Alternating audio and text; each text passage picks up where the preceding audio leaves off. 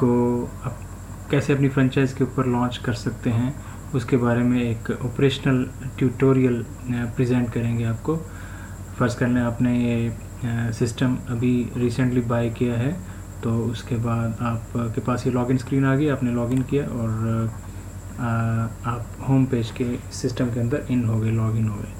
तो ये आपके सामने फर्स्ट स्क्रीन आएगी जिसके अंदर आपको कुछ मेन्यूज़ नज़र आ रहे हैं, home, setup, transactions, inventory, purchase reports वगैरह, और नीचे कुछ शॉर्टकट्स आ रहे हैं। तो इन सब चीज़ों को हम एक्सप्लोर करने की कोशिश करते हैं इस ट्यूटोरियल के अंदर। सबसे पहला, चूँकि हम ये ट्यूटोरियल जो है वो एक ऑपरेशनल पॉइंट ऑफ व्यू से डिज़ाइन कर रहे हैं, रिकॉर्ड कर रहे हैं आपके लिए, तो उसमें सबसे पहली चीज़ हमारे पास जो आप फ्रेंचाइज़ का ऑपरेशन जब ट्रांजैक्शंस करेंगे तो सबसे पहले आपको कंपनी से स्टॉक रिक्वायर करना होता है। उसके बाद वो स्टॉक आपको कंपनी सेंड करती है। समटाइम्स आप पेड ऑर्डर लगवाते हैं, समटाइम्स आप क्रेडिट ऑर्डर लगवाते हैं। तो पहला स्टेप आपका ऑर्डरिंग का हो गया। तो ऑर्डरिंग के लिए आप आ जाएंगे परचेज रिक्वेस्ट में। हमने सारे शॉर्टकट जो ट्रांजैक्शनल मेन्यूज़ हैं उनको इसी तरतीब से रखा हुआ है ताकि जो यूज़र है उसको ये फ्रेंडली लगे और आसानी के साथ वो चीज़ों को समझ भी जाए और ऑपरेट कर सके। तो परचेज़ रिक्वेस्ट में आप आ जाते हैं, तो ये परचेज़ रिक्वेस्ट का परफॉर्म आपके सामने आ गया। इसमें डेट है और अकाउंट नेम है। अकाउंट मीन्स कि जिस अकाउंट को हमने, कंपनी के जिस अकाउंट से हमने ऑर्डर करना है। तो अकाउंट नेम में हमारे पास ये दो हमने इस ट्यूटोरियल के मकसद के लिए रखे हुए हैं। TP for Telenor Pakistan, TP counter, ये टीपी काउंटर का अकाउंट है। आपको हम बाद में हम इसको डिस्कस करेंगे।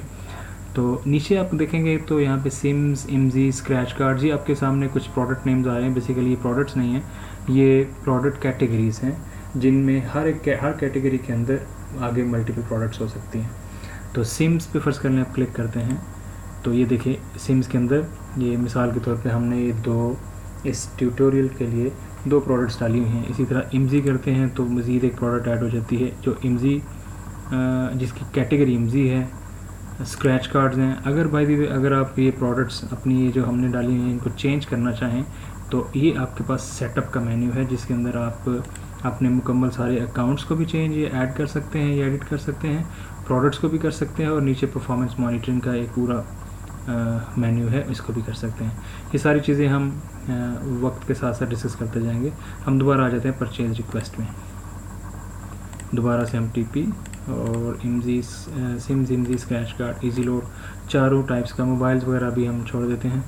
इनका हम एक ऑर्डर बनाने की कोशिश करते हैं। इसमें फर्स्ट कर लें 2000 हम रिक्वायर कर लेते हैं जी, प्रीपेड नॉर्मल @75 जे, ये बन जाएगा 1.5 लाख रुपये। आगे जी HLR फर्स्ट करना जी 1200 HLR हमने ऑर्डर कर दी @40,000 कार्ड स्क्रैच कार्ड वाले हमने ऑर्डर कर दिए, और 1 मिलियन का जो लोड है। और यहाँ पे आपने इजी लोड की क्वांटिटी लिखनी है। देखिए ना, ये क्वांटिटी की फील्ड है, तो क्वांटिटी आपने लिखनी है जो एक्चुअल क्वांटिटी आपको रिसीव होगी। नॉर्मली आपके पास एक्सेल में इस तरह के इसके फार्मूले मौजूद होते हैं। तो जो भी करंट रेट है, ये रेट हमने टेलीनॉर के डाले हुए हैं। आपकी कोई भी कंपनी हो, आप उसके मुताबिक रेट डाल के उसका फार्मूला हम जब आपको डिलीवर करेंगे, आपकी फ्रेंचाइज़ के मुताबिक आपका फार्मूला आपको हम डिलीवर करेंगे ताकि आपको रेट की कैलकुलेशन में कोई प्रॉब्लम वगैरह ना हो। तो ये टेलीनॉर के पर्सपेक्टिव से हमने मिसाल के तौर पे डेटा डाला हुआ है। तो अभी हम जस्ट इसको डालते हैं। इसकी जो क्वांटिटी है 1036484, तो इट विल बिकम 1 मिलियन, यानी 10 लाख रुपए का ये लोड, जो अमाउंट बनेगी 10 लाख बनेगी according to the formula in Telenor nowadays. तो ये टोटल अगर आप देखें तो ये फ़र्ज़ करना, ये 4 चीज़ें आपने कंपनी से मंगवानी है। इनका टोटल ऑर्डर बन गया 15,83,920 रुपये। अब अगर ये पेड ऑर्डर है तो आप पेमेंट डिटेल इधर ही डाल सकते हैं। ये पेमेंट डिटेल्स का पोर्शन है। इसमें आपके सामने आपके सारे अकाउंट्स आ रहे हैं। इसमें फंडैमो का अकाउंट भी है। अगर आपने फंडैमो के अकाउंट से पेमेंट लगवाई है, अगर आपने UBL से लगवाई है, कैश से लगवाई है, TP काउंटर से लगवाई है, तो जो से भी अकाउंट आपने या मल्टीपल अकाउंट से अगर आपने पेमेंट लगवाई है तो आप उस अकाउंट को यहाँ पे यूज़ कर सकते हैं। फर्स्ट कर लें हम पूरी की पूरी पेमेंट, ये पेड ऑर्डर है, पूरी की पूरी पेमेंट हम 1583,920 पूरी की पूरी पेमेंट यहाँ पे लगा देते हैं 1583,920 1583,920। तो जैसे ही मैं इस ट्रांजैक्शन, ये हमारी ट्रांजैक्शन कंप्लीट हो गई। अगर कोई रिमार्क्स लिखने हैं तो यहाँ पे एनी रिमार्क्स आप डाल सकते हैं, ये रिमार्क्स का पोर्शन। तो जैसे ही मैं इस ट्रांजैक्शन को सेव करूँगा तो ये जो अमाउंट हमने कंपनी को पे की है 1583,920, ज़ाहिर अभी स्टॉक तो नहीं आया है। स्टॉक तो ये रिक्वायरमेंट जाएगी हमारी और उसके बाद स्टॉक हमें वो कंपनी भिजवाएगी और उसको बाद में हम डालेंगे। और ज़रूरी भी नहीं है कि जितना स्टॉक हमने ये ऑर्डर किया है वो वही स्टॉक मिले। समटाइम्स स्टॉक कमी बेशी हो सकती है और समटाइम्स काइंड भी चेंज हो सकती है। कार्ड की जगह लोड की जगह कार्ड, मतलब वो डिपेंड करता है ट्रांजैक्शन के ऊपर। तो उस वक्त हम स्टॉक रिसीविंग की एंट्री अलग से डालेंगे। एनीवेज हम इसका इफ़ेक्ट देखते हैं कि इसका इफ़ेक्ट क्या होगा। जैसे ही हम इस ट्रांजैक्शन को सेव करेंगे तो 1583,920 जो अमाउंट हमने भेजी है तो ये डायरेक्टली टीपी के अकाउंट को डेबिट हो जाएगी, क्योंकि हमने टीपी को पेमेंट भिजवाई है। और यूबीएल के अकाउंट में, क्योंकि यूबीएल से हमने ये पेमेंट भिजवाई है, तो इसको क्रेडिट हो जाएगी। इसको हम सेव करते हैं। जैसे हम सेव का बटन प्रेस करेंगे तो ये मैसेज एक आपके सामने आ जाएगा, परचेज रिक्वेस्ट सेव सक्सेसफुली। ये ट्रांजैक्शन सेव हो चुकी है। लेट्स सी इसके बाद हम जो हमने ट्रांजैक्शन डाली है उसका राइट अवे इफेक्ट देखते हैं। तो उसके लिए हम आ जाते हैं लेजर्स में। लेजर्स में यानी जो भी लेजर्स हैं ये सारी अकाउंट लेजर्स मेंटेन करता है हर अकाउंट की। तो इसमें चूँकि 2 अकाउंट्स इन्वॉल्व थे, आपने देखा होगा, एक टीपी का और दूसरा यूबीएल का। तो टीपी का अकाउंट ज़ाहिर है कंपनी अकाउंट्स में, कंपनी लेजर्स में होगा। कंपनी लेजर्स में हम देखते हैं ये टीपी, इसको व्यू किया, ये देखें वही अमाउंट जो आपने लगवाई है, परचेज ऑर्डर 1 टोटल अमाउंट, और नीचे एनी रिमार्क्स। आपको याद होगा कि हमने नीचे लिखा था एनी रिमार्क्स। तो ये अमाउंट टीपी के अकाउंट में डेबिट वाली साइड पे आ रही है अब, और क्लोजिंग बैलेंस में डेबिट साइड पे अमाउंट आ गई। तो इसका मतलब ये है कि आपने इतनी अमाउंट कंपनी से, ये आपकी रिसीवेबल है उनकी तरफ है। तो इसका जो रेसिप्रोकल इफेक्ट है जो कि बैंक लेजर यानी यूबीएल में जाएगा, तो UBL it's a bank ledger, तो बैंक अकाउंट, तो बैंक लेजर में आएंगे। तो यहाँ पे हम यूबीएल सेलेक्ट करेंगे और व्यू करेंगे। तो ये देखिए इसमें वही ऑर्डर, वो परचेज ऑर्डर की पेमेंट आ रही है, पेड टू टीपी, और ये देखिए यहाँ पे ये वही अमाउंट क्रेडिट साइड पे आ रही है। ये आपकी पेएबल अमाउंट है कि आपने यूबीएल को पे करना है, क्योंकि उस वक्त हमने चूँकि उसका ओपनिंग बैलेंस वगैरह नहीं डाला हुआ था। तो जैसे हम एग्जांपल के तौर पे कर रहे हैं, तो ये दोनों अकाउंट्स के अंदर आपने इसका इफेक्ट देख लिया। तो दोबारा हम होम पे आ जाते हैं, और अगर आप देखें तो होम पे पहले जब हमने देखा तो उस वक्त इसमें और कोई ये 3 जो बॉक्सेस आ रहे हैं, ये वाला और ये वाला, यहाँ पे और कोई चीज़ नहीं थी। यहाँ पे एक नई चीज़ ऐड आ चुकी है। ये बेसिकली ये जो पैनल है ये कैश और बैंक के बैलेंसेस का है, कि जो क्लोजिंग बैलेंसेस आपने लेजर में जाके या बैलेंस शीट में जाके, ये बैलेंस शीट में भी आ रहे होते हैं, बैलेंस शीट में जाके चेक करने हैं, वो आपको बहुत सारे बैलेंसेस यहाँ पे होम के ऊपर भी शो करवा देता है। ये साथ साथ भी हम इसको डिस्कस करते जाएंगे जैसे जैसे चीज़ें इसके अंदर मज़ीद आती जाएंगी। तो ये बेसिकली आपकी एडमिनिस्ट्रेशन पॉइंट ऑफ व्यू से आपकी हेल्प के लिए है कि हर वक्त आप जैसे ही आप लॉगिन करें होम स्क्रीन पे आएँ तो होम स्क्रीन के ऊपर बहुत सारे बैलेंसेस आपको हर वक्त मिलें, ताकि आपको अंदर रिपोर्ट्स में ना जाना पड़े जो इम्पोर्टेंट बैलेंसेस हैं उनको देखने के लिए। ओके, हमने परचेज़ रिक्वेस्ट को देख लिया। बाय द वे, अगर आप परचेज़ रिक्वेस्ट में क्रेडिट ऑर्डर की पेमेंट क्रेडिट ऑर्डर की रिक्वेस्ट लिखवाते हैं, तो उस सूरत में फर्स्ट कहने टीपी से आपने स्क्रैच कार्ड की पेमेंट, स्क्रैच कार्ड का ऑर्डर दिया है, यहाँ पे लिख के बस क्रेडिट ऑर्डर में सिर्फ यही फ़र्क है कि पेमेंट डिटेल में पेमेंट नहीं डालनी आपने, और इसको इसी तरह सेव कर देना। That's all, it's just a notification to the company के हमने एक ऑर्डर आपको दे दिया। वो जब भिजवाएंगे, क्रेडिट ऑर्डर हो या पेड ऑर्डर हो, जब आपको स्टॉक रिसीव होगा तो उस सूरत में आप स्टॉक रिसीविंग इनवॉइस में आ जाएंगे। स्टॉक रिसीविंग में उसी तरह से डेट है और कंपनी का अकाउंट, जिस अकाउंट से आपने ऑर्डरिंग की है, जिस अकाउंट से आपने रिसीविंग की है। तो नीचे आप प्रोडक्ट्स इसी तरह से सिलेक्ट कर लेंगे। चारों कैटेगरीज में ले लेता हूँ, चारों में प्रोडक्ट्स को हम यूज़ करेंगे। तो इसमें प्रोडक्ट नेम आ रहा है और यहाँ पे नंबर्स का पोर्शन आ रहा है कि अगर आप नंबर इंपोर्ट करना चाहें तो वो भी कर सकते हैं। इसको अभी फ़िलहाल हम स्किप करते हैं, हम डायरेक्टली क्वांटिटी पे आ जाते हैं। फर्स्ट कर लें, हमारे पास 1000 सिम्स आ गई।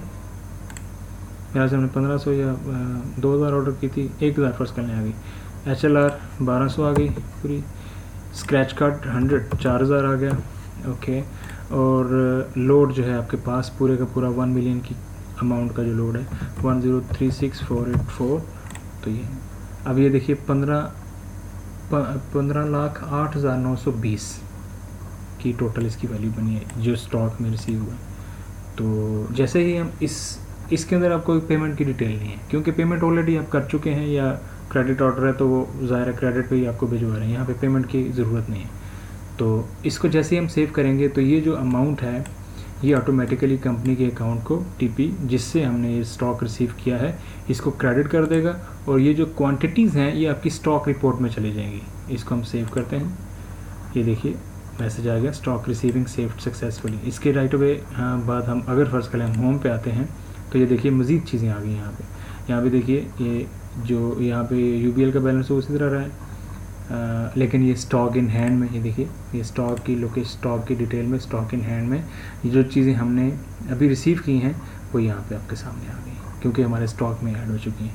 तो इसके फ़ौरन बाद अगर हम लेजर चेक करें तो कंपनी के लेजर में हम TP में, चूँकि TP को ही ऑर्डर किया था TP से ही रिसीव कर लिया, तो इसको व्यू करेंगे तो ये देखें हमारी जो दोनों ट्रांजैक्शंस यहाँ पे अब जमा हो गई हैं। 15,83,920 हमने भिजवाया था और 15,08,920 हमें रिसीव हुआ है का स्टॉक हमें रिसीव हुआ है जिसकी डिटेल ये है, और 75,000 अभी भी बकाया है। तो जो ट्रांजैक्शन भी हो रही है जिस अकाउंट में उसकी लेजर साथ साथ बनती जा रही है। और यहाँ पे अगर आप देखें तो ये जो लेजर है इसमें ये जो ट्रांजैक्शन आ रही है, डिटेल्स आ रही हैं, इन डिटेल्स को भी आप क्लिक करके इस एंट्री को राइट वे ओपन कर सकते हैं। ये भी आपकी सहूलत के लिए है।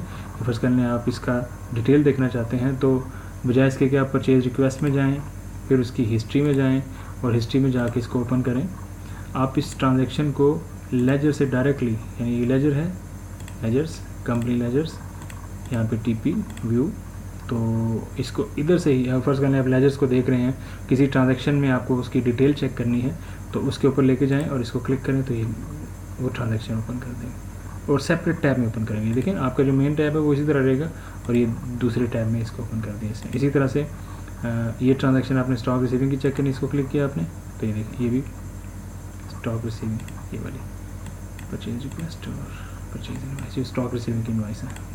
तो ये सेपरेट टैब इनको ज़रूरत ख़त्म हो जाए तो इनको बंद भी कर सकते हो, मेन टैब पे आ सकते हैं।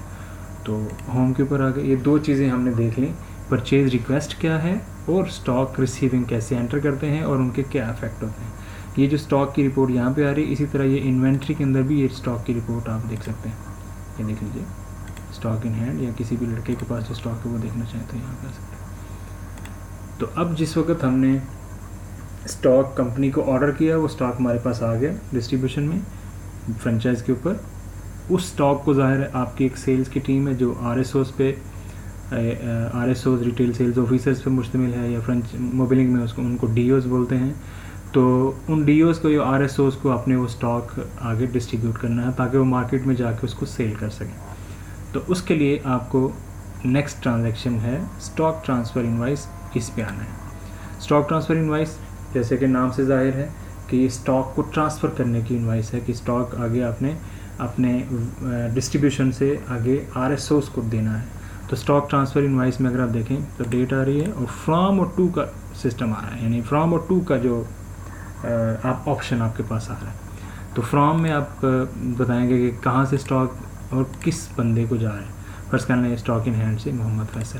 अगर ये स्टॉक वापस करे मोहम्मद फैसल तो उस सूरत में आप from Mohammad Faisal to stock in hand, या अगर एक RSO से दूसरे RSO को या एक सेल्स स्टाफ से दूसरे सेल्स स्टाफ को जा रहा है तो इस तरह भी कर सकते हैं। यानी ये जो स्टॉक ट्रांसफ़र इनवाइस का जो परफॉर्मा है ये आप फ्रॉम और टू के ऑप्शन के साथ किसी भी तरह से अपनी ज़रूरत के मुताबिक इस्तेमाल कर सकते हैं।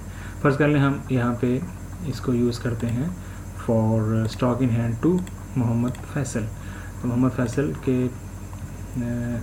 हम कौन कौन सी चीज़ इनको, इसमें चारों चीज़ें ले लेते हैं और उनमें से जो सी चीज़ भी जिसका स्टॉक भी मौजूद होगा वो फ्रॉम वाले स्टॉक मीन्स कि ये फ्रॉम में स्टॉक इन हैंड है, तो इसका मतलब from stock means stock in hand का स्टॉक।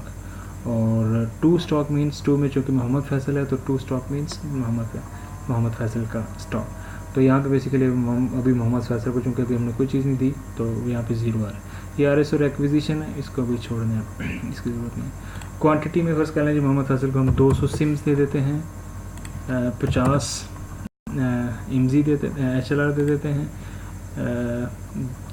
1200 कार्ड्स दे देते हैं और 1 लाख का 2.5102500 ये लोड दे देते हैं।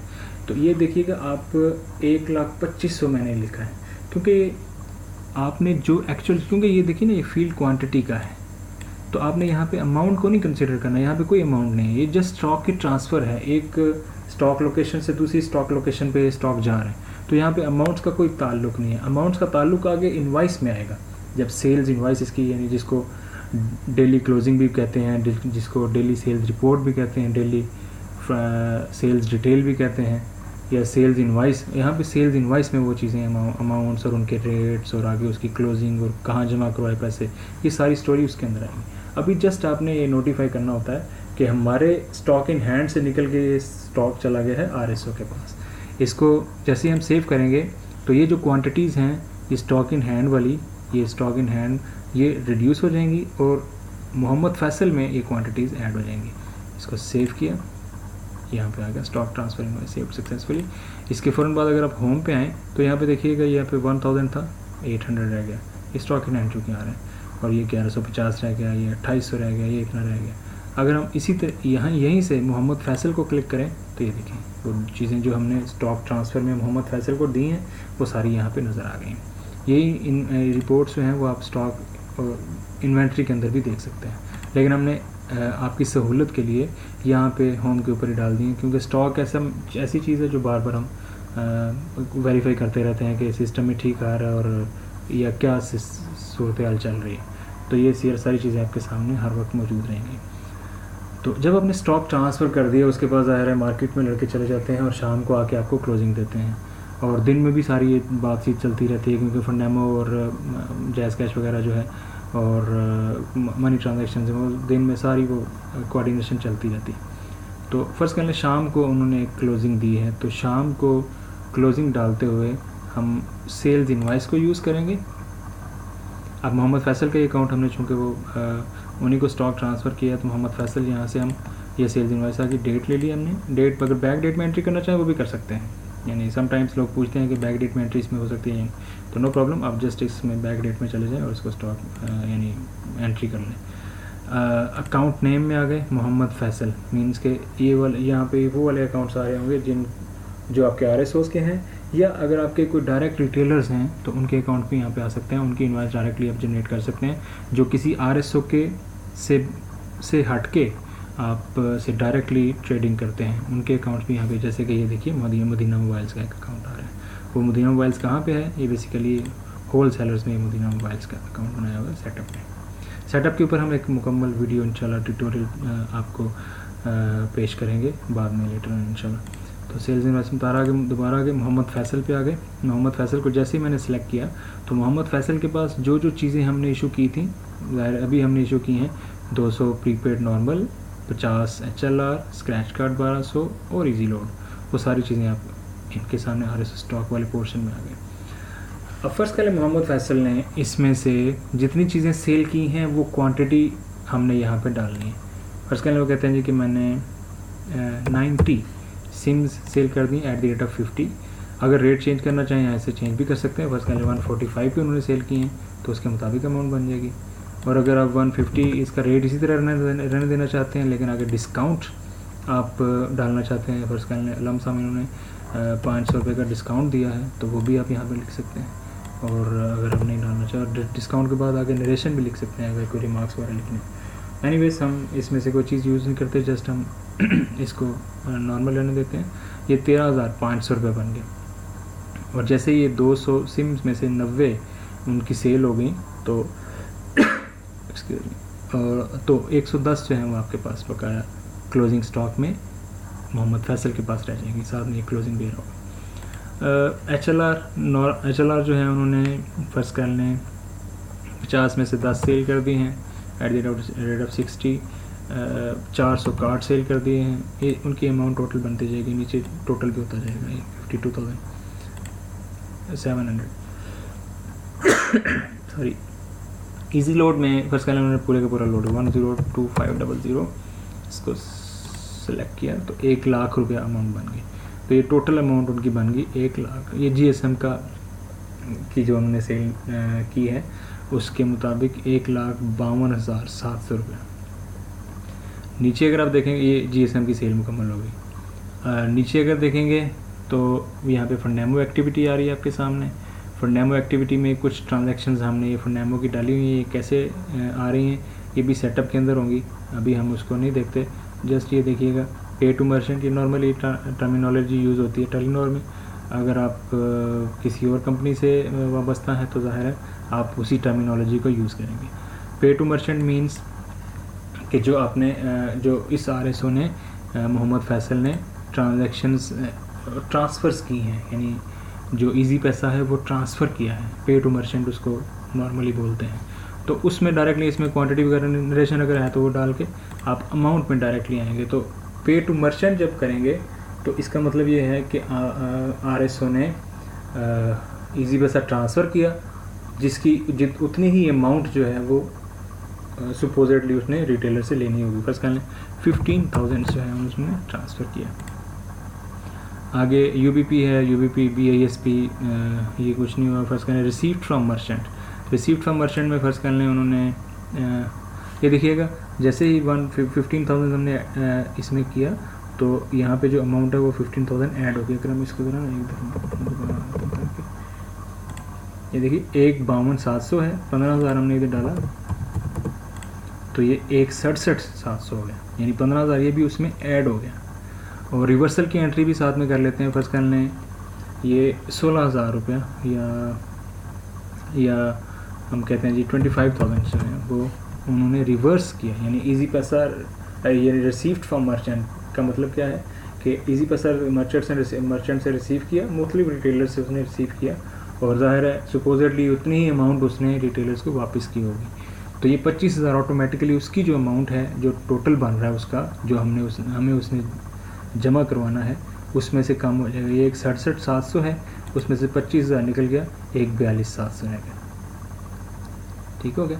तो ये इजी पैसा कमीशन है वो उसको अभी फ़िलहाल छोड़ देते हैं। तो यहाँ पे ये उसकी जो सेल की डिटेल ये हमने डाल दी। अब उस बंदे ने ये जो 1,42,700 है मोहम्मद फैसल की बात हो रही है, तो मोहम्मद फैसल ने ये 1,42,700 हमें कैसे जमा करवाया, उस सूरत में हम यहाँ पे फर्स्ट कर लें उसने 1 लाख रुपया UBL में जमा करवा दिया। यहाँ पे डाल देंगे 1 लाख यहाँ पे डालेंगे तो यहाँ पे देखिए टोटल डिस्बर्समेंट की एक फील्ड आ रही है, उसके अंदर वो 1 लाख जमा हो गया। तो 1,42,700 में से 1 लाख उसने जमा करवा दिया, उसकी इनवाइस का बैलेंस अभी आ रहा है 42,700 और उसका प्रीवियस बैलेंस भी यहाँ पे नज़र आ रहा होता है। क्लोजिंग बैलेंस दोनों को मिला के फिर RSO स्टॉक वैल्यू, ये स्टॉक वैल्यू मीन्स कि जो उसके पास स्टॉक मौजूद है उसकी जो सेल वैल्यू बनती है उसके मुताबिक आ रहा होता है। तो ये भी आपको हेल्प करता है, आप उसकी वैल्यू हर वक्त चेक कर सकते हैं उसके पास कितनी वैल्यू का स्टॉक है जिसकी सेल वैल्यू यानी कितनी बनती है। तो फर्स्ट कहना जी उसके बाद 1 लाख उसने हमने ये UBL में डाल दिया और 42,700 रह गया। 42,700 में से कैश 40,000 उसने कैश दे दिया मिसाल के तौर पे। तो कैश में यहाँ पे कैश बिल्स यानी कैश यूनिट्स आप डाल देंगे लाइक 40 यूनिट्स, तो ये 40,000 बन गए। 1,40,000 ये टोटल 40,000 ये बन गया, 1 लाख ये तो टोटल डिस्बर्समेंट हमारी आ गई 1,40,000। ये जो मैंने ये करेंसी बिल्स डाले हैं ज़रूरी नहीं है कि आपने काउंट करके डालें, नॉर्मली ये फ्रेंचाइज के ऊपर काउंट ही होते हैं, लेकिन अगर आप इसको छोड़ना भी चाहें तो यहाँ पे डायरेक्टली यहाँ पे 40,000 का 1 रुपये वाले फिगर में इस तरह भी डाल सकते हैं। अगर हम इसकी बजाय इसी को यूज़ करते हैं तो ये देखिए अब 1,40,000 1,42,700 में से 1,40,000 रुपया रिसीव हो गया। 2,700 फर्स्ट कर लें हम इस केस को ज़रा स्टडी करने के लिए 2700 रहने देते हैं। 2700 जो है वो उन्होंने, मोहम्मद फैसल ने मार्केट से कलेक्ट नहीं किया और मार्केट क्रेडिट के तौर पे उसको रहने देते हैं। तो रिमार्क्स यहाँ पे रिमार्क्स में लिख सकते हैं, एनी रिमार्क्स यहाँ पे भी। और नीचे अगर आप देखें तो ये RSO क्रेडिट ब्रेकडाउन है। ये एक जस्ट एक रेफरेंस इंफॉर्मेशन है जिसका कोई फाइनेंशियल इफ़ेक्ट नहीं है। तो यहाँ पे जस्ट आप बता सकते हैं कि 2700 जो है उसका ब्रेकडाउन क्या है, कौन कौन सी दुकान पे या कौन कौन सी रिटेलर को, अगर आपने रिटेलर्स की लिस्ट डाली हुई है, होल सेलर्स की लिस्ट डाली हुई है, तो उनके नाम पे आप उसको ऐड भी कर सकते हैं। यार इसको हम छोड़ देते हैं, इसकी कोई फाइनेंशियल इम्प्लीकेशन नहीं है, जस्ट इन्फॉर्मेशन के लिए है ताकि रिमाइंडर के तौर पे याद रहे। तो जैसे ही हम इस इनवाइस को, ये हमारी इनवाइस मुकम्मल हो गई, जैसे ही हम इनवाइस को और ये सबसे इम्पॉर्टेंट इनवाइस पूरे दिन में, मतलब जो भी जितने भी RSOs हैं वो सब अपनी क्लोजिंग शाम को दे के जाते हैं, या कुछ RSO जो नहीं आ सकते वो दूसरे दिन दे देते हैं, बैक डेट में एंट्री भी हो सकती है। तो यहाँ जैसे ही हम इस इनवाइस को सेव करेंगे तो इसका इफ़ेक्ट क्या होगा कि जो स्टॉक्स RSO के सेल हुए हैं वो उसकी स्टॉक वैल्यू, स्टॉक रिपोर्ट में से कम हो जाएंगे और ये स्टॉक रिपोर्ट उसकी रह जाएगी। ये जो 15,000 है पे टू मर्चेंट वाला, ये फंडेमो में से माइनस हो जाएगा क्योंकि ये पे किया गया है, ट्रांसफ़र किया गया है। और रिसीव फ्रॉम मर्चेंट में 25,000, ये ऑटोमेटिकली फंडेमो में प्लस हो जाएगा।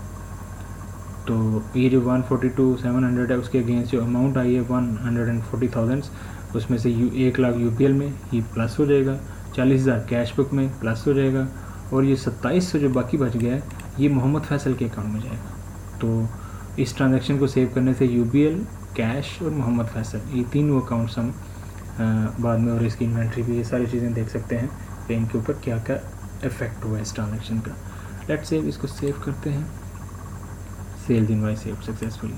तो इसके बाद अगर हम राइट अवे अगर हम देखें होम पे आएँ तो होम के ऊपर भी कुछ चीज़ें हमें नज़र आ जाएंगी। ये देखिए जैसे कि ये चूँकि कैश और बैंक का है तो कैश का बैलेंस 40,000 प्लस हुआ तो 40,000 आ गया। फंडेमो एक यानी ये 10,000 आ रहा है, ये कैसे आ रहा है अभी हम देखते हैं। UBL भी आ रहा है, और यहाँ पे RSO अकाउंट बैलेंसेस, क्योंकि अब RSO के 2700 जो हमने वही इनवाइस में मार्केट क्रेडिट में, तो वो RSO के ज़िम्मे है, तो यहाँ पे वो भी आ रहा है। और ये स्टॉक इन हैंड और मोहम्मद फैसल का भी अगर हम देखना चाहें तो ये भी स्टॉक्स जो कम होके आ रहे हैं वो यहाँ पे आपके सामने नज़र आ जाएंगे।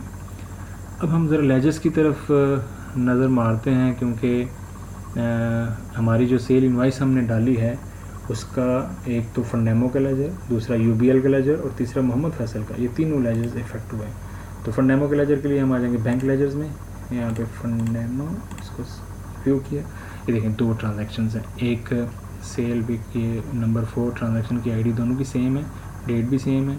यहाँ पे मोहम्मद फैसल रिमार्क्स, वही जो रिमार्क्स हमने इनवाइस में डाले थे। तो ये देखिए 15,000 क्रेडिट साइड पे आ गया और 25,000 डेबिट साइड पे आ गया। ये माइनस वाली, एक प्लस वाली, 10,000 डेबिट साइड पे आ गई प्लस माइनस करके। तो फंडेमो की जो अपने सेल इनवाइस में फंडेमो की चीज़ें डाली हैं वो ऑटोमेटिकली फंडेमो के लेजर में आ चुकी हैं। और इसके अलावा हम एम्प्लॉय का लेजर देख लेते हैं, मोहम्मद फैसल, इसको व्यू किया तो ये देखिए मोहम्मद फैसल की जो इनवाइस 4 हुई ID, टोटल ये है, डिसबर्समेंट ये है, तो ज़ाहिर है 2700 रुपये उसको डेबिट हो चुके हैं, यानी हमने मोहम्मद फैसल से 2700 रुपये लेना है। इसी तरह हाँ, बैंक में UBL हमने छोड़ दिया। UBL में अगर आप देखेंगे तो UBL में ये सेल वो ID 4 मोहम्मद फैसल 1 लाख प्लस हो गया, ठीक है, डेबिट साइड पे आ गया। तो इस तरह से ये आपका जो सेल्स का पोर्शन है सारा यहाँ पे कंप्लीट हो जाता है। मतलब आपने ऑर्डर किया, स्टॉक आ गया, वो स्टॉक लड़कों को दिया और अपने वो लड़के ने सेल किया, सेल करके आके सब ने अपनी अपनी क्लोजिंग दी, तो वो क्लोजिंग आपने सेल इनवाइस में सबकी 1 बाय 1 डाल दी। ये एक नॉर्मल प्रोसीजर हो गया। अब इसके बाद कुछ चीज़ें मज़ीद हैं, ये receipt voucher, payment voucher, bank voucher, channel voucher.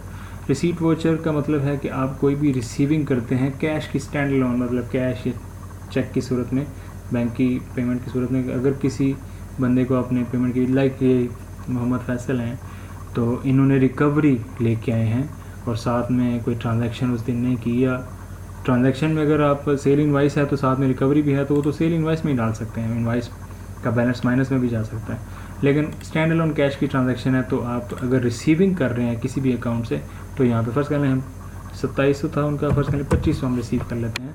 Received from account category, तो ये जो कैटेगरीज है ना बेसिकली ये वाली, ये वहाँ पे आते हैं। तो रिसीट वोचर में उसी तरह हम डाल देते हैं 2500 receive from account category employees, ज़ाहिर है एम्प्लॉई है मोहम्मद फैसल, और रिसीविंग अकाउंट हम कहते हैं जी कि कैश में रिसीव हुआ है, और इसको हम रिमार्क्स में डाल देते हैं मार्केट रिकवरी। यहाँ पे कैश यूनिट्स की डिटेल डालना चाहें वो भी डाल सकते हैं। इसको सेव किया हमने, तो यहाँ पे मैसेज आएगा रिसीट वोचर सेव्ड सक्सेसफुली। तो इसके फ़ौरन बाद अगर हम देखें तो होम के ऊपर भी वो बैलेंस नज़र आ जाएगा। ये मोहम्मद फैसल है, ये देखें 200 रह गया, यानी 2700 था, 2500 रिसीव हुआ और 200 रह गया। और यहाँ भी देखिएगा ये 2500 पहले 40,000 था कैश में। और यहाँ पे जितने भी बैलेंस ये स्टॉक्स वगैरह जो भी चीज़ें आ रही हैं उन पे अगर ये नाम पे रहें तो नहीं, अगर आप इसकी वैल्यू पे आएँ तो ये देखिए ये क्लिकेबल है। अगर आप लाइक जैसे हम ये देख रहे हैं ना यहाँ पे जाके लेजर में जाके, तो ये बैंक लेजर ही है, तो यहाँ यहीं से हम डायरेक्टली भी क्लिक कर सकते हैं।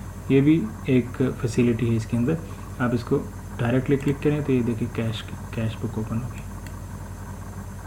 40,000 पहले आया था और 2500 बाद में आ गए, 40,500 आपका बैलेंस आ रहा है कैश का। इसी तरह से जो मोहम्मद फैसल है इसका अकाउंट अगर आप देखना चाहें तो बजाय इसके कि आप इधर लेजर्स में आएँ, एम्प्लॉयज़ में आएँ, मोहम्मद फैसल को सिलेक्ट करें और व्यू करें, आप डायरेक्टली होम के ऊपर ये मोहम्मद फैसल का बैलेंस आ रहा है, इस बैलेंस के ऊपर क्लिक करेंगे तो ये लेजर ओपन होगा। ये देखिए ये रिसीट वोचर नॉर्मली रिसीविंग के लिए इस तरह से यूज़ होता है। पेमेंट वोचर है। पेमेंट वोचर एक ज़्यादा यूज़ होने वाली चीज़ है, क्योंकि पेमेंट वोचर को आप कोई भी पेमेंट करने के लिए नॉर्मली कंपनी के जो पेमेंट करते हैं वो तो परचेज रिक्वेस्ट के अंदर ही पेमेंट की डिटेल का ऑप्शन मौजूद है। लेकिन अगर आपका क्रेडिट ऑर्डर है तो उसके बाद आपने पेमेंट की है तो आप उसके लिए भी एक परचेज रिक्वेस्ट डाल के जस्ट पेमेंट की डिटेल डाल के सेव कर सकते हैं। लेकिन अगर आप ये नहीं करना चाहते तो आप पेमेंट वोचर से भी पेमेंट कर सकते हैं। और दूसरा मकसद पेमेंट वोचर का है एक्सपेंसेस का, जो कि नॉर्मली हर सारा दिन होते रहते हैं। तो एक्सपेंसेस के लिए आप उसी तरह से सेटअप में आके एक्सपेंसेस के हेड्स पहले बना लेंगे, जैसे हमने 2 मिसाल के तौर पे अकाउंट्स बनाए हुए हैं, बिल्डिंग रेंट और इलेक्ट्रिसिटी बिल। तो हम एक पेमेंट वोचर डालते हैं, किसी भी कोई इलेक्ट्रिसिटी बिल पे कर देते हैं, बस कर लें जी 3500 और पे टू अकाउंट कैटेगरी मीन्स किस अकाउंट को हमने पे किया, वो है एक्सपेंसेस के अकाउंट्स हैं। कैटेगरी सिलेक्ट की और नीचे हमने सेलेक्ट कर लिया इलेक्ट्रिसिटी बिल। तो यहाँ पे कैश और यहाँ पे रिमार्क्स में लिख सकते हैं बिल फॉर जून 2016 कुछ भी। तो यहाँ पे कैश डिटेल डालना चाहते हैं वो भी डाल सकते हैं। इसको सेव किया आपने तो ये पेमेंट वोचर सेव सक्सेसफुली। तो ये जो पेमेंट वोचर आपने किया है इसके फ़ौरन बाद अगर आप यहाँ पे आएँ तो ये देखिए कैश में से वो 3500 माइनस हो गया। इसको क्लिक करें तो ये इसकी ट्रांजैक्शन ये देखिए PV for payment voucher to pay to electricity bill for June 2016 जो हमने रिमार्क्स में डाला। तो ये देखिए वो कैश बुक में क्रेडिट साइड पे आ गया 3500। तो कैश बुक जो है ना उसका बैलेंस रिड्यूस हो गया। इसी तरह से अगर आप ये जो एक्सपेंस आपने किया है इसकी एक्सपेंस की प्रॉपर रिपोर्टिंग है, ये फाइनेंशियल्स में है। तो यहाँ पे देखिए फाइनेंशियल्स में बहुत सारी रिपोर्ट्स आ रही हैं, फाइनेंशियल पोर्शन और एक्सपेंडिचर्स का पोर्शन है। इसमें एक्सपेंडिचर की बड़ी इंपॉर्टेंट रिपोर्ट है एक्सपेंडिचर रिपोर्ट। इसके अंदर अगर आप देखें तो वही जो आपने इलेक्ट्रिसिटी बिल कैश से पे किया है और रिमार्क्स जो दिए हैं वो यहाँ पे आ गया। तो this is how you can enter your expenses. और एक्सपेंसेस की मज़ीद भी रिपोर्ट्स हैं। ये सारे रिपोर्ट्स वाले साइड पे हम ज़रा फोकस नहीं कर रहे, जस्ट हम उसको सरसरी सा देखेंगे। हम इसको यहाँ पे हम ट्यूटोरियल अपना जो है ना वो पहले ट्रांजैक्शंस के पॉइंट ऑफ व्यू से मेंटेन करना चाहते हैं। तो ये रिसीट और पेमेंट वोचर ये दोनों एक दूसरे के उलट हैं, रेसिप्रोकल हैं। तो इनको अगर आप जब भी ज़रूरत पड़ेगी तो सारे इनको आप यूज़ कर सकते हैं।